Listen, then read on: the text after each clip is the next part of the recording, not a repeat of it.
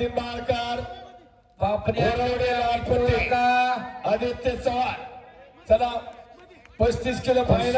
हे बघा ओ पुन्हा मच्छी होता टाळ्या करा टाळ्या हो याच साठी केला होता आता टाळ्या पाहिजे होत्या ऐका अजयराज 35 किलो लावली का फायनल हा 40 किलो फायनल